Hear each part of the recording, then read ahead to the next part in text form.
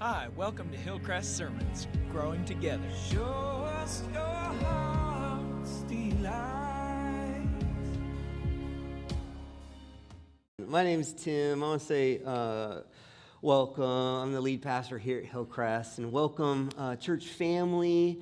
Welcome, out-of-town guests. Welcome, visitors. It's good to have you with us. Welcome to those joining online, those who aren't able to be physically with us. We miss you.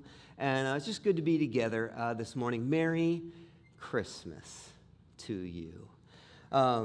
It is always just it's a fun service to be together for Christmas. We're at the point of the service now. We're going to do candle lighting. And, if you've been here the last number of weeks, and we do this every year, we've been lighting these Advent candles. There's 5 of them, and we do this every year. And this isn't anything that Hillcrest came up with. A lot of followers of Jesus kind of observe a similar tradition. But we light these different candles, the candle of hope, the candle of love, the candle of peace, the candle of joy. And then the center candle is saved for Christmas Eve or Christmas Day. And we refer to that as the Christ candle, the light that represents Jesus coming into the world, the Son of God coming into human history. And it's quite easy to see why followers of Jesus have chosen this, this physical, tangible image to be part of their worship, because Jesus is referred to as light, this light coming into the world, this light in the darkness. And these physical images help imprint on our hearts the spiritual truth about who Jesus is for the world and who Jesus is for our personal lives. These candles, they also, in a sense, kind of represent the passing of time, the last month for us.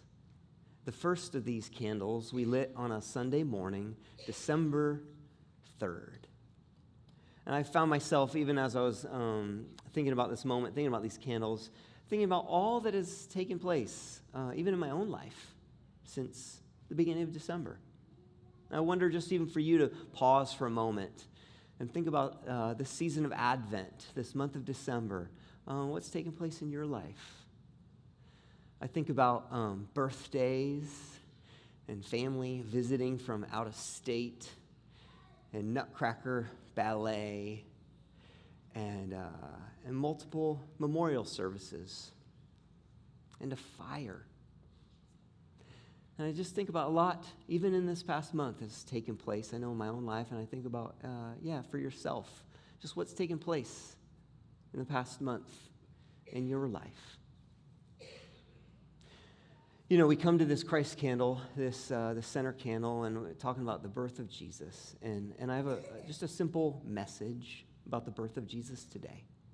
And it's that the birth of Jesus, this moment of Christmas, at its heart, is an announcement.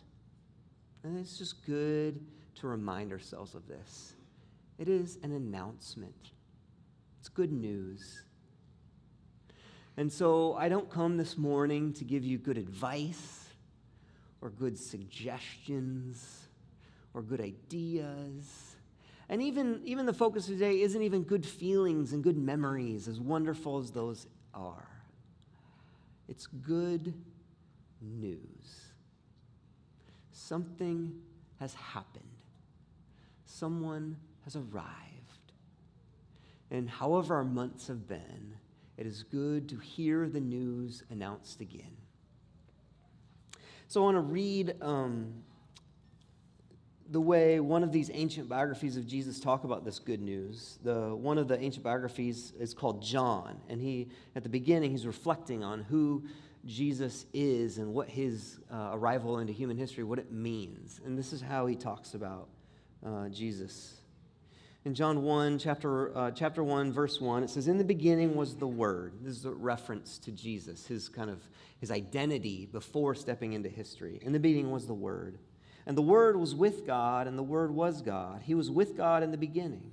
And through him all things were made, and without him nothing was made that has been made.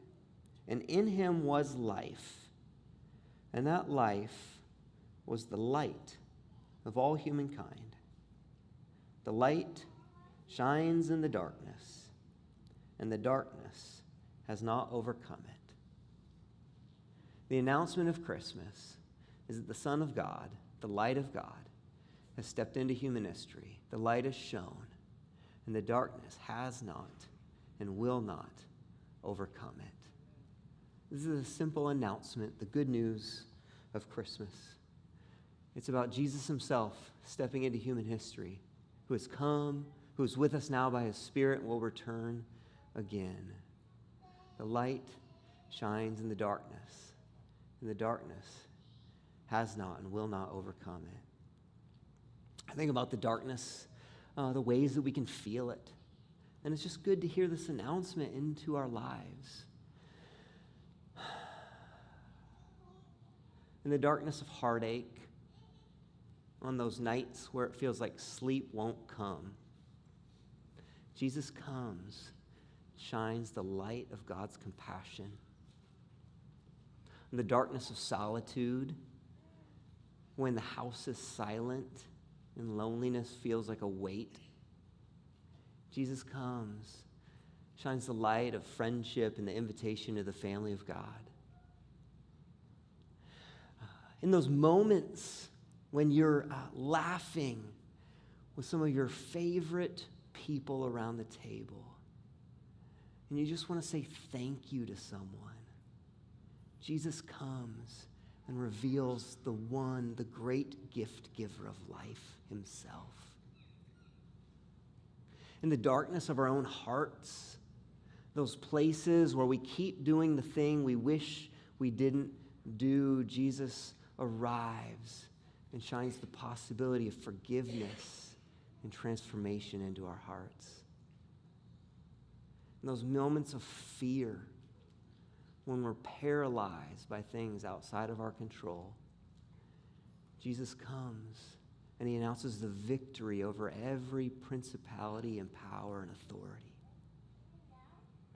In those moments when light is shining in the window and music fills your soul, Jesus arrives and shines the beauty of God into our hearts.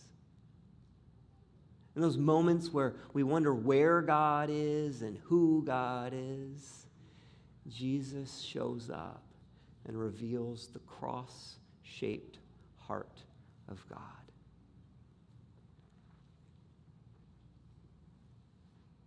In those moments when you're at another memorial and the pain of death hangs over the room, Jesus comes and announces he is the resurrection and the life. And in those moments when you gather together, brothers and sisters, and you're remembering back when the Son of God first arrived in history, Jesus comes and he says, I am with you now by my Spirit, and I will arrive again soon. The announcement of Christmas, the good news, is that the light has shone in the darkness, and the darkness has not overcome it. Jesus, the Son of God, has arrived in human history to rescue human hearts. He is with us by his Spirit, and he is coming again. And I don't know what your December has brought to you. I don't know those moments of darkness or those moments of light. But hear this. Jesus desires not just to be the light of the world, he desires to be the light of your world. And even this morning as we worship, I wonder, how might Jesus be wanting to say to you, this is how I desire to be light in your world? How might Jesus be desiring to announce his light to you personally, even this morning? And so I'm going to light the Christ candle, the center candle, to remember with you that Jesus, the Son of God, is the light come into the world, and the darkness will not overcome it.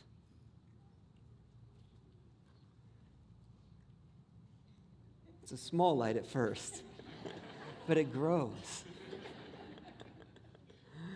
And now what we're going to do is we're going to have this light spread around the room, and we're going to sing about this light together. So I invite you to grab your candles, and those who are helping me light, come forward. And let's all stand together. I think it's better that once the candles are lit, there's less movement around the room. So let's stand, and once again, Jesus is light not just to the world. Jesus desires to be the light in your world. Let's sing this truth together. Here we go.